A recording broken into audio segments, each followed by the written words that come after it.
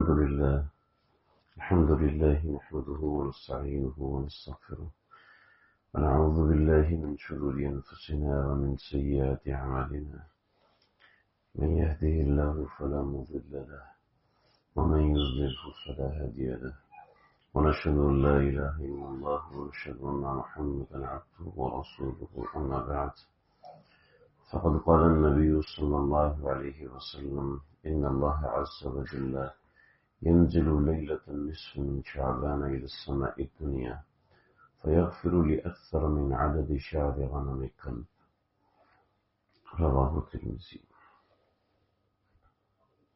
اس منگل کو جو رات آ رہی ہے وہ شب برات ہے۔ آج جمعہ ہے اور ہفتہ اتوار پیر اور چوتھا دن منگل ہوگا۔ تو منگل کی رات جو رات آ رہی ہے وہ شب برات کی رات ہے۔ بڑی مبارک رات ہے اور برکتوں والی رات ہے، اور یہ اللہ سے مانگنے والی رات ہے اور اللہ سے عطائیں لینے والی رات ہے۔ عبادت کی رات ہے، دعاؤں کی رات ہے، مناجات کی رات ہے، خالی دامن بھرنے کی رات ہے، اپنی بگڑی سنوارنے کی رات ہے۔ اس رات میں عبادات کا اہتمام کیا جائے، ذکر کا اہتمام کیا جائے، دعاؤں کا اہتمام کیا جائے۔ ہمارے معاشرے میں شب برات کے حوالے سے دو قسم کی افراط و تفریط پائی جاتی ہے۔ ایک افراط ہے، دوسری تفریط ہے۔ افراط کا مطلب ہے کہ کچھ لوگ ایسے ہیں جو کہتے ہیں جی اس رات کا کوئی وجود نہیں، اور اس رات کی کوئی حقیقت نہیں ہے، کوئی برکتیں اس رات نازل نہیں ہوتی، کوئی اعمال اس رات کے ساتھ جڑے ہوئے نہیں ہیں، اور کچھ بھی کرنا اس رات کے اندر بدعت ہے۔ اور وجہ اس کی یہ ہے کہ اس رات کے حوالے سے جتنی بھی روایات آئی ہیں وہ ساری کی ساری ضعیف ہیں۔ تو ضعیف روایات کی بنا پر اس رات کی کوئی فضیلت اور فوقیت ثابت نہیں ہوتی۔ یہ پہلے قسم کے لوگ ہیں۔ دوسرے قسم کے لوگ ہیں وہ یہ کہتے ہیں کہ اس رات میں قبرستان بھر دو، اس رات میں 8 رکعت نماز فاطمہ پڑھو، پہلی رکعت میں یہ کرو، دوسری رکعت میں یہ کرو، اس رات میں عبادت کرو گے تو 7 رکھا ہوا پانی دودھ بن جائے گا، اس رات کے اندر پٹاخے بجاؤ، خوشی مناؤ کہ اللہ نے اس رات کے اندر تمہیں جہنم سے بری کر دیا۔ تو یہ تفریط ہے، یہ بھی غلط ہے۔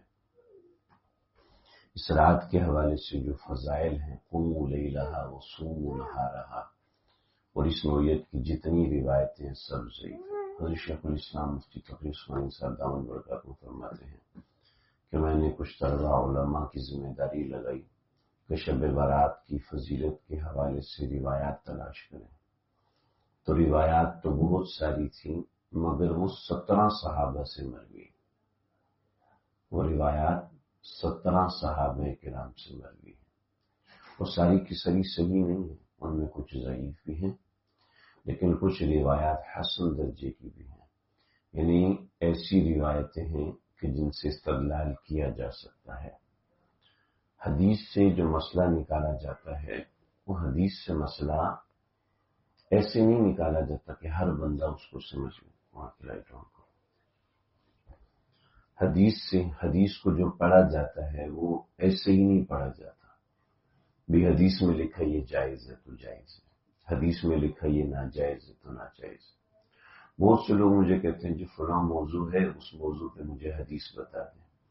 میں ان کو کہتا ہوں جی میری طرف سے معذرت ہے، کسی اور سے پوچھ لوں کہ آپ نے حدیث کا ترجمہ پڑھنا ہے اور اس سے مسئلہ نکالنا ہے، اور یعنی دین شریعت وہ تو عربی میں لکھی ہوئی ہے ساری کی ساری، یہ جائز ہے یہ ناجائز ہے۔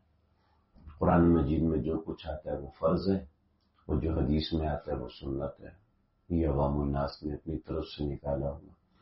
ایسے ہی جناب یہ دیکھو اخبار کے ٹکڑے میں حدیث کا ترجمہ دکھایا، اور حدیث کا ترجمہ دکھا کے جناب یہ دیکھو حدیث میں یہ آتا ہے۔ مسائل کا استنباط احادیث سے ایسے نہیں ہوتا۔ تقریباً 1 سال ہو گیا پورا مجھے ایک سلسلہ شروع کیے ہوئے، میں حدیث باقاعدہ پڑھاتا ہوں اور علماء کو پڑھاتا ہوں، اور ہم نے وہ دروس باقاعدہ ریکارڈ بھی کیے ہیں، یوٹیوب پہ بھی رکھے ہوئے ہمارے وہ دروس۔ میرے کئی ایک ایسے ساتھی ہیں جو کہ بہت اچھا پڑھے لکھے، زندگی بھر نوکری کی، عمر تقریباً 70-75 سال کسی دوسرے ملک میں ہوتے ہیں، تو انہوں نے 4-5 دن سبق پڑھا اور اس کے بعد غائب ہو گئے۔ میں نے پوچھا بھی آپ سبق نہیں دے رہے؟ تو کہنے لگے جی میری سمجھ میں نہیں آ رہا۔ میں نے کہا آپ تو اتنی زیادہ پڑھے لکھے آدمی ہیں، ڈبل ایم اے ہیں، اس زمانے کا ڈبل ایم اے، 70-75 سال سے زیادہ ڈبل ایم اے اس زمانے کے، وہ اتنے زیادہ پڑھے لکھا۔ جی ہمیں سمجھ میں نہیں آتی، ٹرمینالوجی ہی عجیب ہے، یہ سمجھ میں نہیں آتا کہ بہت مشکل کام ہے، کسی حدیث سے مسئلے کو مستنبط کرنا آسان نہیں ہوتا۔ ظاہر ہے، نص ہے، محکم ہے، مفصل ہے، متشابہ ہے، محکم ہے، پھر اشارت النص ہے، پھر درایت النص ہے، پھر ظاہر الروایہ، پھر تقریباً 80 قسم کے طریقے بنتے ہیں کسی مسئلے کو نکالنے کے لیے، کہ 14 قسم کے نصوص ثابت ہوتی ہیں، فرض ثابت ہوتا ہے، واجب ثابت ہوتا ہے، سنت غیر موقدہ، سنت موقدہ، مستحب، استحباب، مباح اور جائز، پھر اس کے بعد حرام، مکروہ تحریم، مکروہ تحریم، مکروہ تنزیہی، ناپسندیدہ، غیر مباح، غیر مستحب، غیر ثابت، غیر سنت، تقریباً 14 قسم کی ٹرمینالوجی ثابت ہوتی ہیں اور 80 قسم کے دلائل ہیں جس سے مسئلہ ثابت ہوتا ہے۔ آپ جناب ہمیں دکھاتے ہیں، دیکھو کتاب میں یہ مسئلہ لکھا، اسکرین شاٹ دیتے ہیں، اور ہمارے جناب اسکول کالج پڑھے ہوئے لڑکے جو ہے وہ علماء سے مقابلے کے لیے آ کے بیٹھ جاتے ہیں۔ 2 لڑکے آئے میرے پاس، 2 لڑکے تو کیا تھے، پکی عمر کے آدمی تھے، شادی شدہ تھے، بچے بھی تھے ان کے، میرے پاس آئے اور کہ ہم نے آپ سے مناظرہ کرنا ہے، بخاری کو ہم لے کر آئے ہیں۔ تو بخاری کون سی لے کے آئے؟ ترجمے والی لے کے۔ میں نے کہا ہم تو یہ والی بخاری نہیں پڑھتے، یہ تو آپ کے علامہ وحید الزمان کی لکھی ہوئی ہے، جو کہ خود بعد میں قادیانی و مرتد ہو کے مرے تھے، ہم اس کی بخاری کیوں پڑھیں جس کا ترجمہ اس نے کیا؟ ہم اصل بخاری نکالتے ہیں۔ اصل بخاری جب دیکھے تو ہم دونوں کو چکر آ گیا، یہ کون سی بخاری نکل ہے؟ میں نے کہا یہ تو اصلی بخاری ہے نا۔ ٹھیک ہے، تو میں نے کہا بخاری کا نہیں، یہ تو ہم نے نہیں پڑھی۔ میں نے کہا قرآن تو پڑھا ہوگا نا؟ جی پڑھا ہوگا۔ میں نے کہا ذرا 2 صفحے پڑھ کے سنائے، نہیں پڑھ سکے، کئی دفعہ سنا لوں۔ فیض بھائی سے ہم نے ڈیو کی 2 بوتلیں منگوائی تھی، ان کو پلائی، ایک دوسرے کو دیکھ کے کہنے لگے پینا جائز ہے؟ ان کا جائز ہے، پی لو۔ تو حدیث پڑھنی چاہیے، ترغیب کی، ترہیب کی۔ علماء سے پوچھیں کہ کون سی حدیث سے پڑھیں۔ کبھی آپ ڈاکٹر کے پاس جاتے ہیں، ڈاکٹر صاحب آپ دوائی لکھ کے دیتے ہیں، مجھے بتائیں کون سی کتاب سے، میں بھی وہ کتاب پڑھنا چاہتا ہوں۔ ڈاکٹر صاحب کہے گا بیٹا تمہارا کام ہے، اپنی فیس کے لیے مجھے پڑھنے نہیں دے رہے، فیس لینی ہے نا اس لیے تو مجھے پڑھنے نہیں دے رہے۔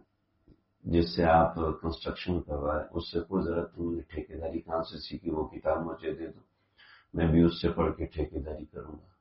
ٹھیک ہے، وہ کہے گا بھائی تمہارا کام نہیں کرا، مجھے لوٹنا چاہ رہے ہو نا، حرام کھانا چاہ رہے ہو۔ دین میں فوراً مولوی صاحب ہمیں پتہ چل گیا، اپنی منوپلی قائم کرنا چاہتے ہو۔ دنیا کا ہر کام اعتماد پہ چلتا ہے، کون سا کام ہے جو اعتماد پہ نہیں چلتا؟ اب بھائی سے روٹی خریدتے ہیں، روٹی خریدتے وہ روٹی کے لیے لائن لگی ہوئی نا، فکر میں جلدی دو نہیں چھوڑوں گا نہیں، اس نے کہا آرام سے بیٹھ جا۔ اتنا ہی شیر ہوتا تو بیوی سے کہتا روٹی پکا کے دے، لائن پہ کھڑا تو لائن پہ کھڑا دے، اپنے نمبر پہ ملے گی، زیادہ شور مچانے کی ضرورت نہیں، اپنے ٹائم پہ ملے گی، ہاں آرام سے بیٹھو۔ تو کیا ہے جناب، اعتماد کرتے ہیں، نہیں جی آٹا کہاں سے آیا، ذرا وہ مجھے دکھاؤ، ویڈیو دکھاؤ کہاں پر آپ نے پسائی کی۔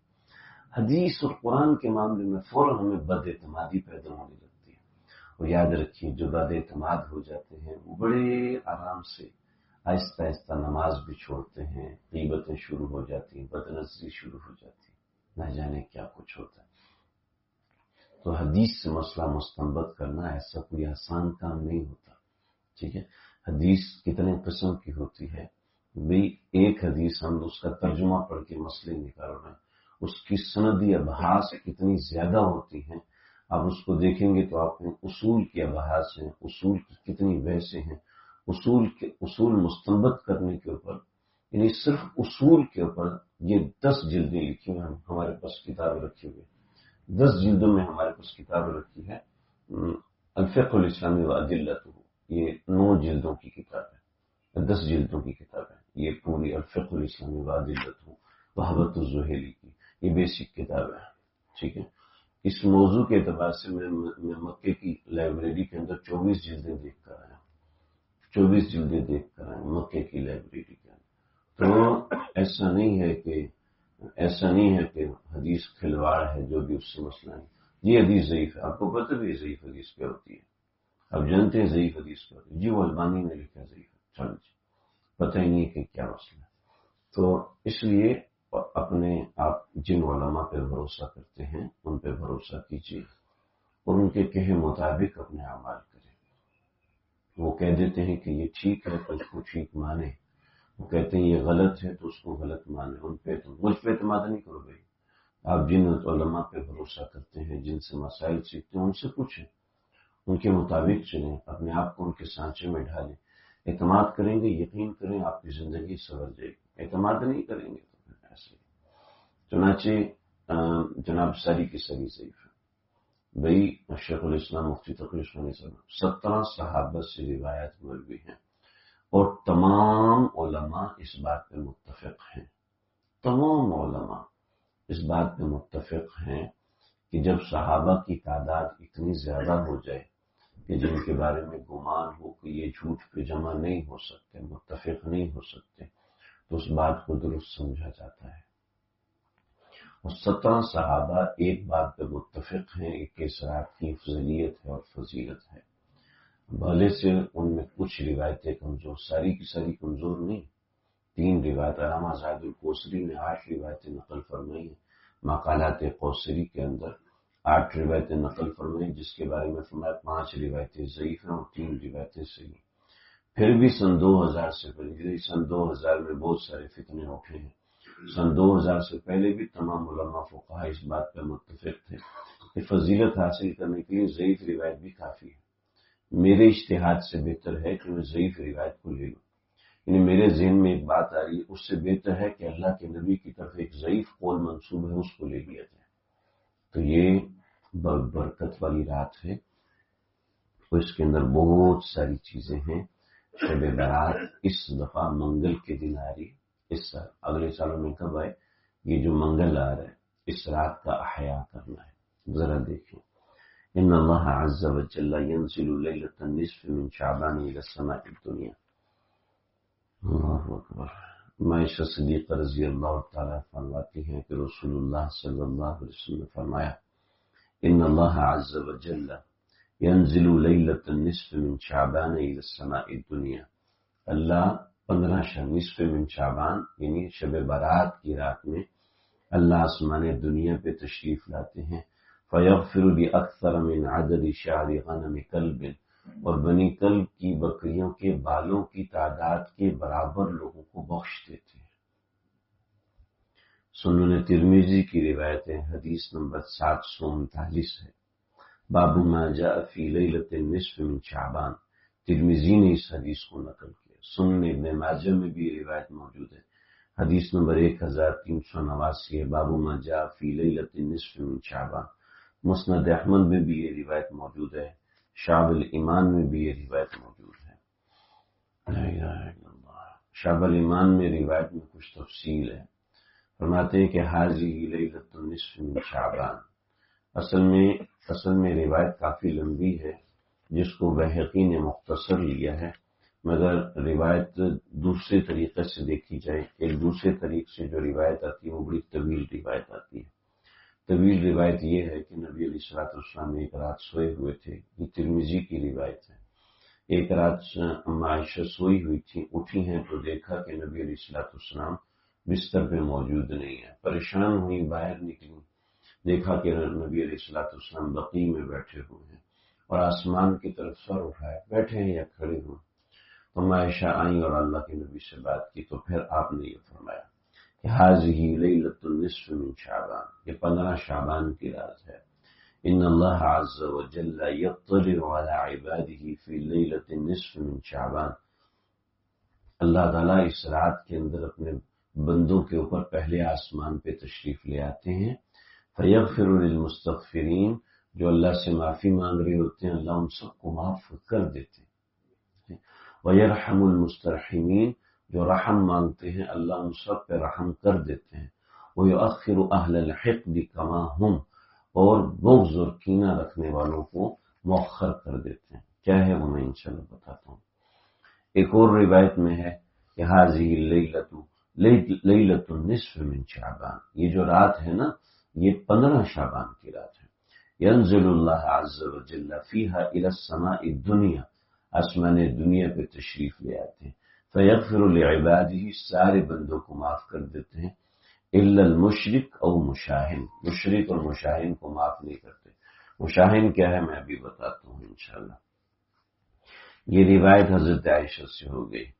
اور اس کے بعد ایک اور روایت ہے حضرت ابو ہریرہ سے کہ ہر رات اللہ رب العزت ان رسول اللہ صلی اللہ علیہ وسلم قال ینزل ربنا تبارک و تعالی، کہ ہمارا پروردگار تشریف لے کے آ جاتے ہیں کل لیلۃ، ہر رات کو، الی السماء الدنیا، دنیاوی آسمان کے اندر، حین یبقى ثلث اللیل، جب رات کا تیسرا حصہ باقی رہ جاتا ہے. یقول، یہ کہتا ہے کہ میں یدعونی فاستجیب لہ، کوئی ہے جو مجھے دعا مانگے اور میں اس کی دعا قبول کروں.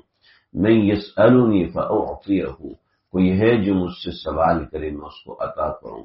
میں یستغفرنی فاغفر لہ، کوئی ہے جو مجھ سے سوال کرے مغفرت مانگے میں اس کو معاف کر دوں. بخاری شریف حدیث نمبر 1145 ہے.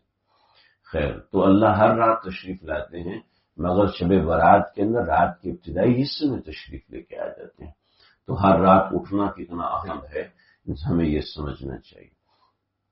حضرت ابو بکر صدیق رضی اللہ تعالیٰ عنہ سے روایت منقول الابانہ الکبریٰ کے اندر ابن بطہ رحمۃ اللہ علیہ کی کتاب ہے کہ ان النبی صلی اللہ علیہ وسلم قال ان اللہ عز وجل ينزل الى السماء الدنيا في ليلة النصف من شعبان، اللہ رب العزت آسمان دنیا پہ تشریف لے کے آ جاتے ہیں نصف شعبان کی رات. فیغفر فیہا لکل بشر ما خلا کافر، اور ہر شخص کو بخش دیتے ہیں ما خلا کافرن، کافر کو نہیں بخشتے.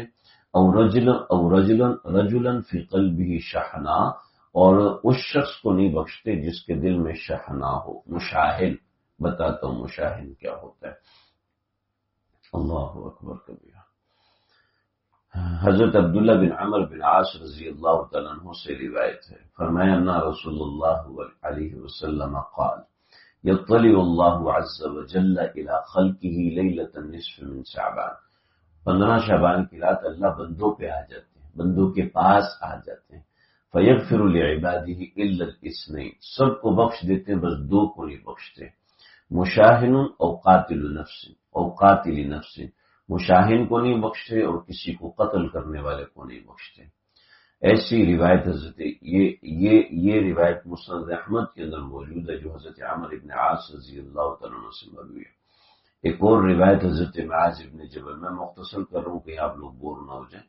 حضرت معاذ ابن جبل سے روایت ہے یطلع اللہ الی خلقہ فی لیلۃ النصف من شعبان، اللہ رب العزت بندوں کے پاس تشریف لے آتے ہیں، یعنی پہلے آسمان پہ تشریف لے آتے ہیں یا پھر بندوں کے پاس تشریف لے کے آ جاتے ہیں فی لیلۃ النصف من شعبان، شب برات میں. فیغفر لجمیع خلقہ، تمام خلقت کو معاف کر دیتے ہیں. الا لمشرک او مشاہن، مشرک اور مشاہن کو معاف نہیں کرتے. صحیح ابن حبان میں یہ روایت منقول ہے، حدیث نمبر 5665 ہے. تو یہ اتنی بڑی رات ہے، ان حدیثوں کے ڈھیر لگے ہوئے ہیں، لائنیں لگی ہوئی ہیں. اور ایسا نہیں ہے کہ کوئی یہ ساری ضعیف روایات ہیں. صحیح ابن حبان، صحیح جیسے صحیح بخاری ہے تو یہ صحیح کتب میں سے کچھ سنن ہوتی ہیں جیسے سنن ترمذی، کچھ مسندات ہوتی ہیں جیسے کہ مسند احمد ہے، اور کچھ شعب ہوتی ہیں، کچھ ایسی دیگر کتابیں ہوتی ہیں. تو یہ صحیح کی کیٹیگری، یعنی سب سے اوپر کی کیٹیگری کی کتاب ہے صحیح ابن حبان. ابن ماجہ جو سنن جو صحیح ستہ میں سے یعنی 6 صحیح کتابوں میں سے ایک کتاب ہے صحیح سنن ابن ماجہ، اس کی روایت 1390 حضرت ابو موسیٰ اشعری سے روایت ہے، ان اللہ لا یطلع فی لیلۃ نصف من شعبان، اللہ نصف من شعبان کی رات کو تشریف لے آتے ہیں، فیغفر لجمیع خلقہ، تمام مخلوقات کو معاف کر دیتے ہیں، الا لمشرک و مشاہن، مشرک اور مشاہن کو معاف نہیں کرتے۔ مشاہن کے بارے میں بتاتا ہوں۔ حضرت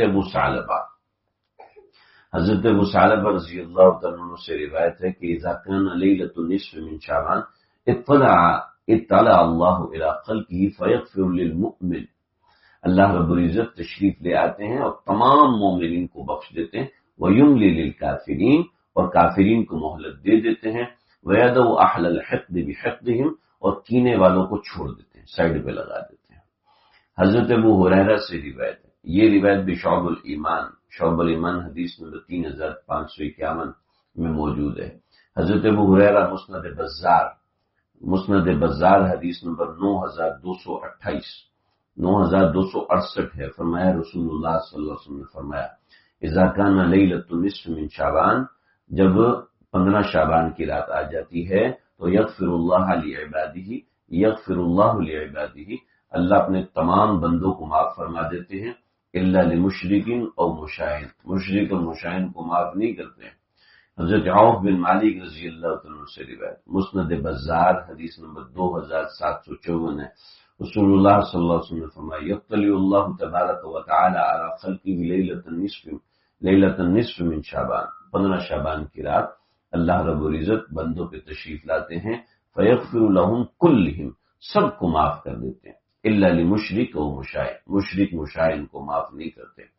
ایسے ہی روایت کثیر ابن مرہ الحضرمی رضی اللہ عنہ سے ہے، ایسی روایت حضرت مقبول سے ہے، ایسی روایت حضرت عثمان بن ابی العاص رضی اللہ عنہ سے ہے، ایسی حضرت عطا ابن یسار یہ تابعین ہیں، ان سے روایت مرسل ہے۔ تو یہ تقریباً میں نے آپ حضرات کے سامنے 8 صحابہ کی روایتیں پڑھی ہیں، اور ان سب کے حوالہ جات موجود ہیں، اور یہ سب روایات ایسی نہیں کہ ضعیف ہیں، یہ تو روایات ہیں اپنی جگہ پر، اور ان روایات میں اللہ رب العزت کی طرف سے رحمت، نزول رحمت کا ذکر ہے، اور اس کے ساتھ ایک دوسری چیز یہ ہے کہ تعامل امت کسے کہتے ہیں؟ تعامل امت اسے کہتے ہیں کہ آپ دیکھیں ہر مسجد میں اذان ہو رہی ہے جی، کسی مسجد میں اذان کے کوئی اور کلمات پڑھے جاتے ہیں؟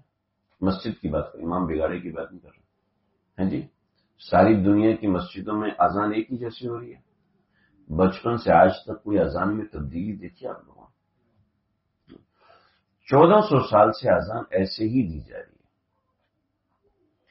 پوری امت جس ایک عمل کو مسلسل ایک ہی طریقے سے کیے جائے، اس کو کہتے ہیں تعامل امت۔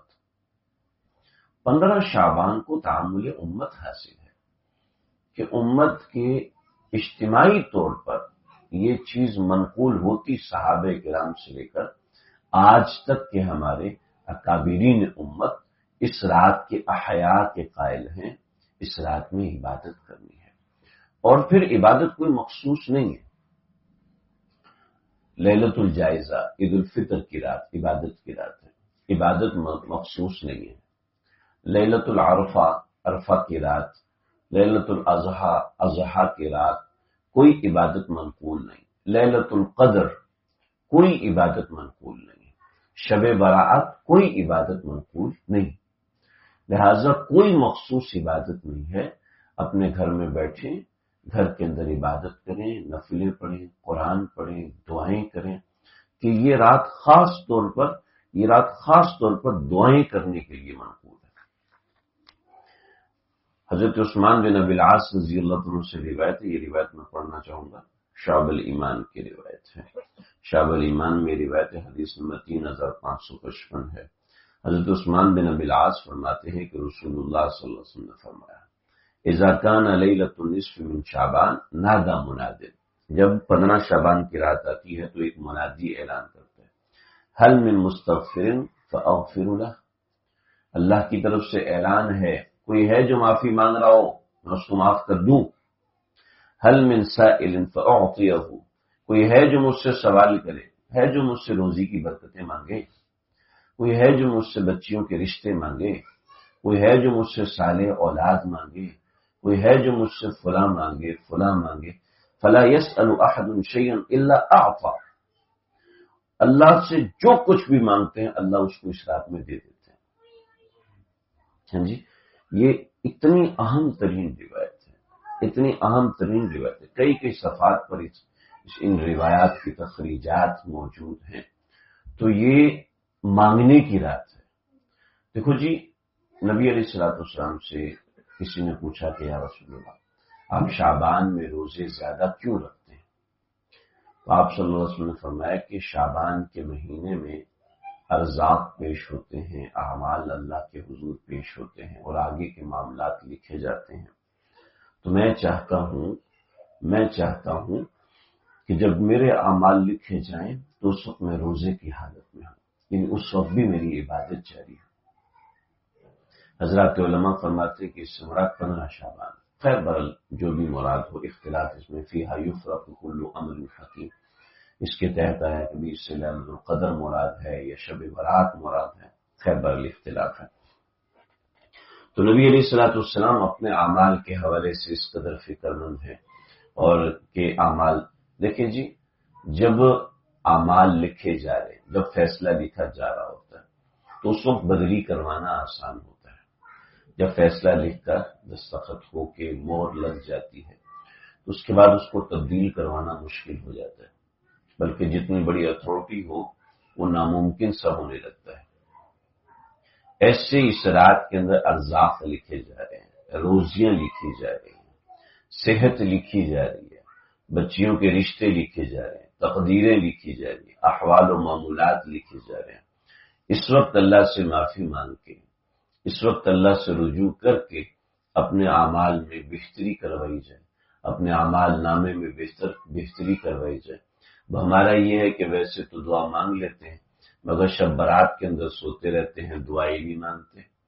اور یہ نہیں کہ پوری رات جاگنا ضروری، 1 گھنٹہ جاگ لو بھائی، 2 گھنٹہ جاگ لو، کچھ ایسا تو الگ رکھو کہ اللہ تعالیٰ نے آپ کو بھی، بچوں کو چاکلیٹ دکھاتے ہیں نا، چاکلیٹ دکھاتے ہیں تو بچے مانگتے ہیں کہ ہمیں دو، تو اچھا لگتا ہے نا، اچھا لگتا ہے۔ بچہ اس وقت لے نہیں، جب الماری میں رکھ دو اس وقت کہ جی مجھے ابھی دو، تو پھر برا بھی لگتا ہے، نہیں دینے کا دل بھی نہیں کرتا۔ ایسے ہی ابھی اللہ کہہ رہے ہیں کہ مجھ سے مانگ لو میں دینے والا ہوں، مجھ سے مانگ لو میں دینے کو تیار ہوں۔ اب اس وقت یہ صاحب سوئے ہوئے ہیں، اپنی مناجات اور حاجت اللہ کے سامنے نہیں رکھی، اور بعد میں پریشان ہو رہے ہیں، کاش کے مانگ لیتا، کاش کے اللہ کے سامنے سوال رکھ دیتا۔ تو دیکھیے جی، یہ مانگنے کی رات ہے، مناجات کی رات ہے، اللہ کے حضور گر گرانے کے اور کھڑے ہونے کی رات ہے۔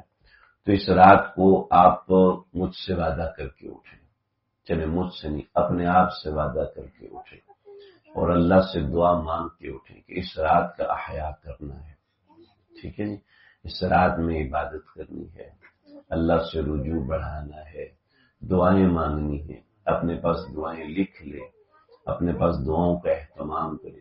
ناممکن ترین عمل ہے اس کی دعا مانگے اللہ سے کہ اللہ جی بس یہ چاہیے مجھے، لگ رہا ہے ایسے نہیں کہ ناممکن ہے، ناممکن والی کی دعا تو مانگنا بھی جائز نہیں۔ کوئی دعا کرے اللہ میں لڑکی بن جاؤں، عورت کہ یا اللہ میں مرد بن جاؤں، تو ناممکن کی دعا تو جائز ہی نہیں ہے۔ اللہ میں ہمیشہ زندہ رہوں، ناممکن کی دعا مانگنا جائز نہیں۔ البتہ جو امکانیات کی چیزیں ہیں اس کی دعائیں مانگے، یعنی ایسا ہے کہ مایوس ہو گیا ہے اب اس کی دعا مانگے، مایوس ہو گیا، پریشانی ہو گئی ہے، اس کی دعا مانگے، بچے کی اصلاح کی کوئی سبیل نظر نہیں آ رہی، اب دعا مانگے بچے کی اصلاح کے لیے۔ شوہر معاملات خراب کر رہا ہے، اس کی اصلاح کی اللہ سے دعا مانگے۔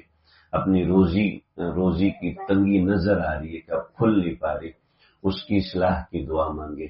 مشکلات آئی ہوئی ہیں، بیماری آئی ہے، معذوری آ چکی ہے، تکلیف بڑھتی جا رہی ہے، گھر میں بیماری بڑھتی جا رہی ہے، بے برکتی بڑھتی جا رہی ہے، ہزاروں قسم کی چیزیں ہیں، اس کے لیے اللہ سے دعا مانگے۔ یہ تو وہ ظاہر بین چیزیں ہیں، اللہ سے اللہ کو مانگے، اللہ سے اس کا تعلق مانگے، اس سے اس کی کبریائی کی عظمتیں مانگے، اس سے اس کی دوستی مانگے، اس سے اس کا تعلق مانگے۔ قاری فتح محمد رحمۃ اللہ تعالی علیہ تھے، حضرت جب صفا پہ جاتے تھے تو 3.5 گھنٹے دعا کرتے تھے، 3.5 گھنٹے دعا کرتے، مروہ پہ جاتے تو پھر 3.5 گھنٹے، یعنی صفا مروہ کی سعی میں پورا دن گزر جاتا تھا، اتنی طویل دعا کرتے تھے۔ جس شخص کا دل دعاؤں میں لگ جاتا ہے نا، پھر اس کو دعا مانگنی آ جاتی ہے۔ جس شخص کا دل، ہم جیسے لوگ ہیں، دعا کے لیے ہاتھ اٹھتے ہی نہیں ہے، کہتے جی دعا مانگنے کا دل نہیں کرتا، عادت ہی نہیں ہے تو کیوں اٹھیں گے؟ جب عادت نہیں ہے، جب دل میں اہمیت ہی نہیں ہے دعا کی۔ ایک صاحب نے کہا جی میں قرآن پڑھتا ہوں تو مجھے نیند آتی ہے، ذکر کرتا ہوں تو میں نے ان کو کہا بھائی آپ کے دل میں اہمیت ہی نہیں تو نیند ہی آئے گی؟ کوئی نوٹ گنتے وقت نیند آتی ہے؟ نوٹ گنتے وقت نیند نہیں آتی، کیوں جی؟ اہمیت ہوتی ہے نا، اس اہمیت ہے تب نیند نہیں آتی ہے۔ جس چیز کی اہمیت دل میں ہوتی ہے پھر اس کے لیے انسان اس کے لیے وقت نکالتا ہے، انسان اس پہ کوشش کرتا ہے۔ جس کی اہمیت نہیں ہوتی تو بس پھر انسان کہتے ہے چلو جی سائڈ لائن پہ اس کو لگاؤ۔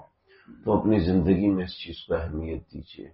امام شافعی رحمۃ اللہ علیہ فرماتے تھے دوستو جو بھی تمہارا کام پھنس رہا ہو، 51% دعا ہے اور 49% حضرت امام شافعی رحمۃ اللہ علیہ تو اکثر اور عقل کی بات کرتے تھے۔ میں نے حضرت میر صاحب سے جو سنا وہ فرمایا 51% دعا مانگو، 49% اسباب اختیار کرو۔ ہم 90% اسباب اختیار کرتے ہیں، کوئی 1-2% دعا مانگ لیتے ہیں، یہ تو صحیح نہیں۔ دعاؤں پہ مومن کا بھروسہ ہونا چاہیے۔ اس کو میرا تو جی چاہتا ہے کہ اس کو کہہ دوں کہ یہ لے لے تو دعا ہے، یہ تو دعاؤں کی رات ہے۔ میں آپ کو ایک حیرت انگیز بات بتاؤں کہ میں جب پہلی مرتبہ حرم گیا، میں نے کہا تھا کہ بہت سے پلان بنائے، بہت ساری کتابیں پڑھی، بہت ساری چیزیں پڑھی، تو میں نے کہا بھی میری ساری دعائیں تو ختم ہو جائیں گی۔ تو میں سب سے کہتا ہوں جو حرم میں داخل ہوتے ہی کم از کم آدھے پونے گھنٹے کی آپ نے دعا مانگنی ہے۔ تو میں خود بھی کوشش کرتا ہوں اس پہ عمل کروں۔ وہاں پہ کھڑا ہوا، میں نے آدھے پونے گھنٹے کی دعا کی، اس کے بعد طواف کے 7 چکر کیے، طواف کے 7 چکر کے بعد سعی پہ پہنچا، تو سعی تک پہنچتے وقت یہاں سے لے کے وہاں تک میں نے صرف ایک دعا کی تھی، ٹھیک، صرف ایک دعا کی تھی، یعنی اس دعا میں اتنی تفصیل ہوگی کہ وہ ایک دعا تھی، ٹھیک ہے۔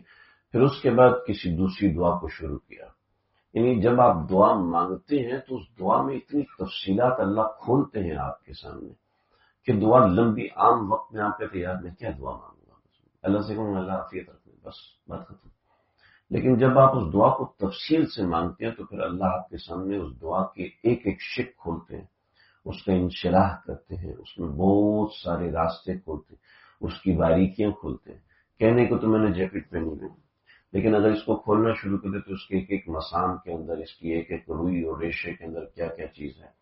تو اللہ سے تفصیل سے دعا مانگیں کہ ہاتھ تھک جائیں، ہاتھ نیچے گرا دیں، پھر دعا مانگیں، پھر 2-4 رکعت نماز پڑھیں، پھر اللہ کے سامنے گڑ گڑائیں، پھر ایک آدھا پارہ تلاوت کریں، پھر چھوڑ دیں آپ موبائل کو ایک طرف، چھوڑ دیں آپ دیگر مصروفیات کو ایک طرف، کوئی سو رہے تو اس کو سونے دیں، کہ یہ رات کچھ جاگ کے دیکھیں، کچھ کما کے دیکھیں، کچھ اللہ سے مانگ کے دیکھیں۔ جس بندے کا تکیہ دعاؤں پہ ہو جاتا ہے تو دیکھیں ہمارا ایک چھوٹا سا روئی کا تکیہ ہمیں ٹیک دے دیتا ہے، تو دعا تو اتنی بڑی دیوار ہے، لا يرد القدر الا الدعاء، کہ قدر کو ٹالنے والی کوئی چیز اگر ہے تو وہ دعا ہے۔ یعنی اللہ کے لکھے کو مٹانے کی طاقت کسی چیز میں ہے تو آپ کی دعا میں۔ اللہ اکبر، اللہ کا لکھا ہوا بدل دے گی دعا ہے جی، اللہ کا لکھا ہوا دعا اللہ نے اپنے نبی کی زبان سے کہلوایا، ہمیں پھر بھی اعتبار نہیں، ہمیں پھر بھی بھروسہ نہیں۔ حضرت تھانوی رحمۃ اللہ علیہ نے لکھا ہے ملفوظات کے اندر، جب انسان دعاؤں کی کثرت کرتا ہے تو اس میں سے کچھ دعائیں اس کو قبول ہوتی ہوئی نظر آتی ہیں، جب وہ قبول ہوتی ہیں تو پھر انسان کا یقین بنتا ہے، پھر وہ اور دعائیں مانگتا ہے، پھر اور قبول ہوتی ہیں، بالآخر اس کا یقین اتنا کامل ہونے لگتا ہے کہ اس کی 100% دعائیں قبول ہونے لگتی ہیں۔ پھر اس کی مثال یہ ہے کہ جب بچے کو پتہ ہے، بچے کو، تو شیخ الاسلام مفتی تقی عثمانی صاحب فرماتے ہیں کہ میں والد صاحب کے ساتھ، والد صاحب جب بھی بازار لے کے جاتے تھے تو بازار سے ضرور کچھ نہ کچھ لے کے دیتے تھے، ضرور کچھ نہ کچھ لے کے دیتے۔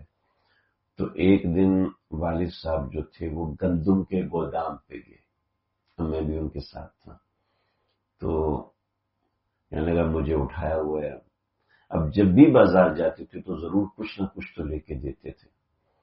تو اب وہ میں دیکھ رہا ہوں پوری مارکیٹ میں گندم کے ڈھیر لگے ہوئے، اب یہاں بچوں کے لیے نہ کوئی ٹافی ہے، نہ کوئی بسکٹ ہے، نہ کوئی چاکلیٹ ہے، میں دیکھ رہا ہوں، تو میں دیکھ رہا ہوں تو ایک جگہ پر نہ کوئی پیلی سی چیز کا کوئی ڈھیر لگا ہوا تھا، تو میں نے وہ دیکھی تو میں نے کہا اب وہ پتاشی کا ریٹ پتا کر لیں، میں کہا جی پتاشی کا ریٹ ہی پتا کر لیں، یعنی شاید وہ کچھ کھانے کی چیز ہے تو وہ کھانے کی چیز مجھے لے کے دے دے۔ بچے کو اپنے باپ سے توقع ہوتی ہے کہ میں اپنے باپ سے کہوں گا تو یہ مجھے لے دے گا، اپنی ماں سے توقع ہوتی ہے کہ وہ مجھے کوئی نہ کوئی چیز دلا دے گی۔ میرا چھوٹا ہے نا، اس کو اماں سختی کرتی ہے تو میرے پاس آ جاتا ہے، ٹھیک ہے، اور مجھے انسٹرکشن ملی ہے خبردار جو اس کو کچھ دلائے اس کا پیٹ خراب ہے، تو میرے ساتھ گیا تو کہتے اماں کو فون کریں، میں سفارش کرواتا ہوں، ابو بیلنس ہے پیسے لائیں۔ بچے کو باپ اور ماں سے توقع ہوتی ہے یہ مجھے کچھ دلائیں گے۔ ارے دیکھو تو صحیح کہ ہمیں اپنے پروردگار سے توقع کیوں نہیں ہے، کیا وجہ ہے؟ بچے کا اپنے ماں باپ سے تعلق ہوتا ہے، اس وجہ سے اس کو توقع ہوتی ہے۔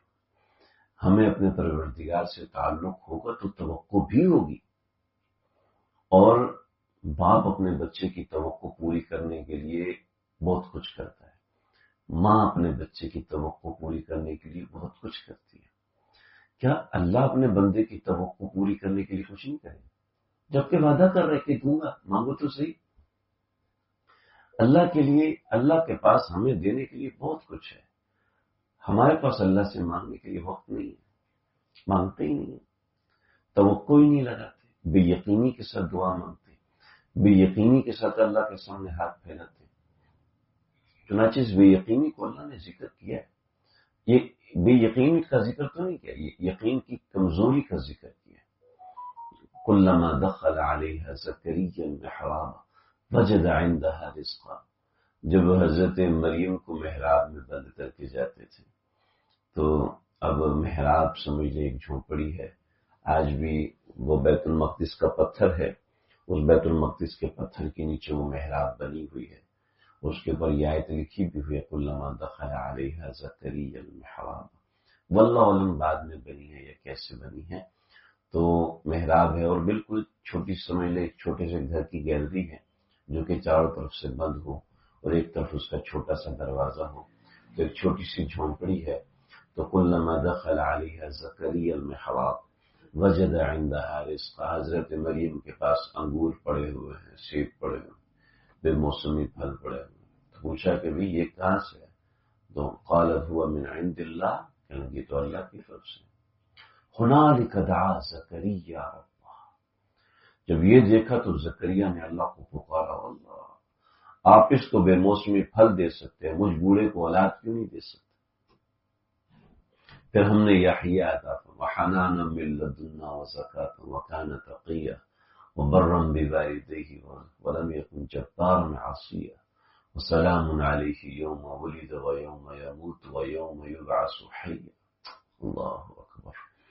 تو اللہ نے دعا کو ہماری یقین کے ساتھ جوڑا ہے، اور یہ 15 شعبان ہمیں یقین دلایا ہے کہ مانگو گے تو ملے گا، مانگو گے تو دوں گا، اور مغفرت عام سوئے بھی ہو تب بھی مغفرت کر دوں گا، جاگ رہے ہو مانگ رہے ہو تو پھر تو بہت بڑی بات ہے، سوئے ہو تب بھی بخشش کر دوں گا، ہاں کچھ لوگوں کی نہیں کروں گا، کافر کی نہیں کروں گا، مشرک کی نہیں کروں گا، قاتل النفس کی نہیں کروں گا، جو شراب پینے کا عادی ہے اس کی نہیں کروں گا، جو زنا کا عادی ہے اس کی نہیں کروں گا، وہ معافی مانگ لی اس کی بھی کر دوں گا، الا لمشرک او مشاحن، مشاہن کون ہوتا ہے؟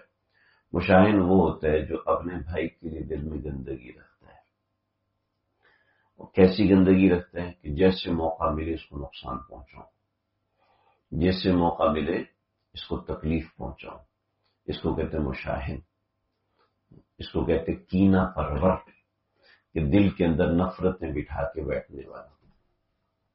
عام طور پر عورتوں کی نفرت ہوتی ہے اپنی ساس سے، ساس کی نفرت ہوتی ہے اپنی بہو سے. ایک عجیب قسم کی کڑن، جلن، بغض، کہ کسی طرح اس کو نقصان پہنچاؤں، کسی طرح اس کو گندا کروں، کسی طرح اس کو برا ثابت کروں. جب کسی طرح اس کی برائی سامنے آئے، لوگوں کے سامنے آئے، مجھے بڑی حیرت ہوئی، بڑی حیرت ہوئی بہت سی باتوں پر، کہ ایک چیز بھابھی نے کی ہے، ایک چیز بہو نے کی ہے، اس میں کیڑے نظر آ رہے ہیں. وہی چیز بیٹی نے کی ہے تو بڑی اچھی نظر آ رہی ہے. بیٹی کر رہی ہے تو بہت اچھی نظر آ رہی ہے، لیکن بہو نے کر دی، واہ یہ کوئی طریقہ ہے؟ تو میں آپ کی بیٹی نے کی، او اچھا اچھا، میں تبھی کو بڑی مزیدار. بیٹی نے بگائی ہے، لیکن جب پتہ چلا لا بہو رہی ہے تو اس میں کیڑے نظر آنا شروع ہو گئے. ٹھیک ہے. اور ایسے ہی بہو جو ہے اس کو ساس اگر کوئی چیز کہہ دے تو اس کو اتنا بڑا منہ بنا لیتی ہے، پورے مٹکے کی طرح اتنا بڑا منہ بنا لیتی ہے. اور ماں کے گھر میں اس کو ایسی درگت ہوتی تھی، اس وقت اس کو کچھ بھی پتہ نہیں. میرے پاس تو فون خط آتے ہیں نا. آج بھی ایک بچی کا خط پڑا، امی نے مجھے اتنی سنائی، ایسی امی میرے ساتھ، مجھے تو لگتا ہے میں سوتیلی ہوں، ایسا ہے ویسا فلانا ٹھیک. اور کیا ہے، اس کی بڑی بہن بھی یہ کہتی تھی، اب شادی ہوگی تو اب کہتی امی میری بہت اچھی تھی، ساس میری ایسی ہے ویسی فلانا.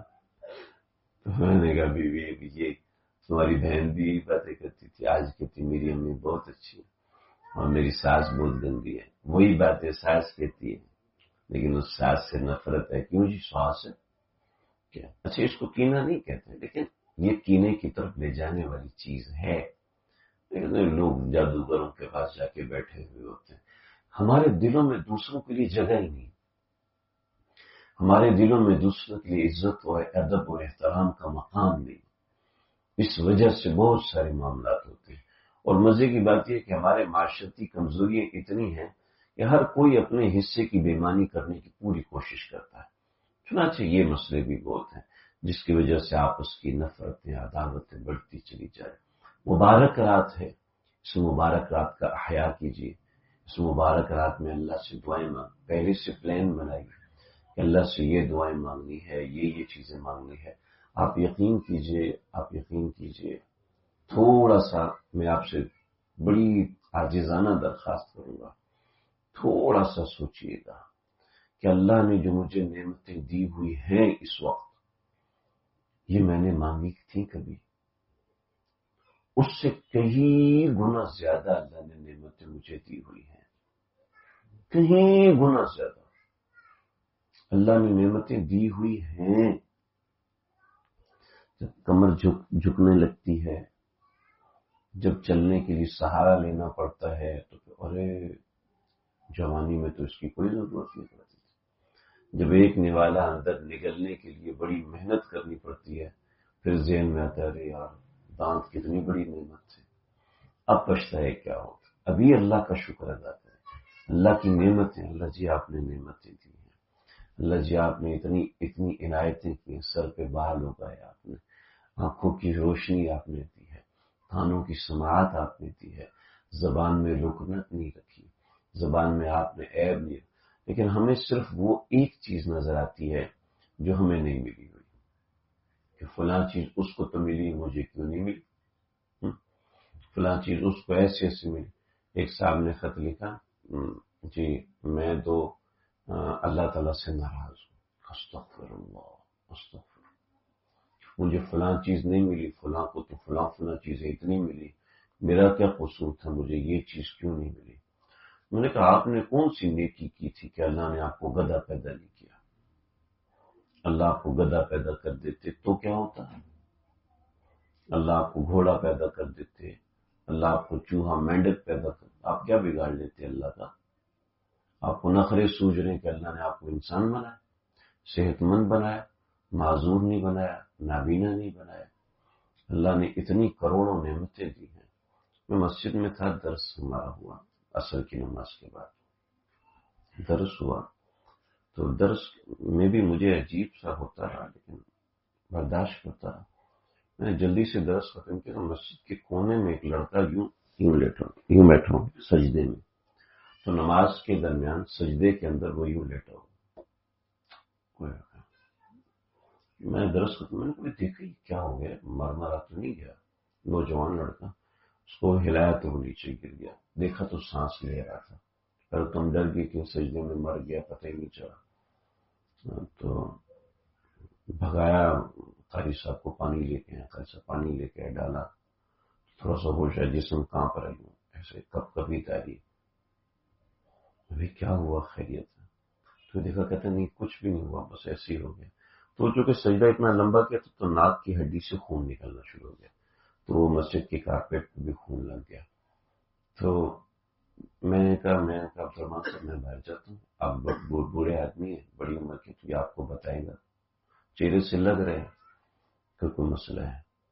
تو انہوں نے تھوڑی دیر کے بعد آنکھوں سے آنسو پہنچ رہے، میں نے کہا کیا ہوا؟ کہنے کی چیز ہو، کورونا چل رہا تھا تو رکشہ چلاتے ہیں، نوکری سے تو نکال دیا، رکشہ چلاتے ہیں تو رکشے کے پیٹرول کے بھی پیسے نہیں تھے، 3-4 دن گزر چکے ہیں، گھر میں فاقہ ہے، کچھ کھانے کو ہے نہیں، تو یہاں سواری لے کر آئے تھے، سواری اتاری ہے تو پیٹرول ختم ہو گیا، تو نماز کا ٹائم ہوا تو نماز پڑھتے پڑھتے غشی تاری ہوئی اور بے ہوش ہو گئے۔ قاری صاحب کو بھگایا، میں نے کہا دیکھو کچھ کھانا ملتا ہے تو لے کے آؤ، تو کالے چنے کا سالن ملا، کچھ روٹی ملی، وہ بٹھا کے کھلائی، اور جو کچھ جیب میں پیسے ویسے تھے وہ ان کو دیے، اور ایک دو ساتھیوں نے بھی پیسے دیے۔ تو پھر دیکھا ان کا جسم کھانے سے پہلے یوں کانپ رہا تھا، کھانے کے بعد ایسے صحیح ہوشیار، صحیح توانا، صحیح کھڑے ہوئے، کچھ کھانا بچ گیا تو ہم نے اور بھی مغرب کے بعد لا کے دیا، کبھی اپنے گھر لے کے چلے جاؤ، بقیہ بعد میں دیکھا جائے گا۔ تو اس دن ہوا کہ اللہ نے اتنی نعمتیں ہمیں دی ہوئی، پرواہ ہی نہیں، کھانے کو ایسے ٹھکراتے ہیں، یہ نہیں کھانا، وہ نہیں کھانا، کھانے کو دیکھ کے نخرے۔ الامان والحفیظ، اللہ کی نعمتیں اتنی زیادہ ہے، وَإِن تَعُدُّوا نِعْمَتَ اللَّهِ لَا تُحْصُوهَا، تو شکوے شکایتیں چھوڑیں، اللہ کا شکر ادا کریں، اس کے فضل کا شکر ادا کریں، اس کے ساتھ اللہ سے مانگتے ہیں۔ اللہ تعالیٰ مجھے آپ کو ہم سب کو سمجھنے کی توفیق عطا فرمائے۔ منگل کی رات، یہ جو منگل آ رہا ہے یہ شب برات کی رات ہے، اس کا احیا کریں، اللہ سے دعائیں مانگیں، اللہ سمجھنے کی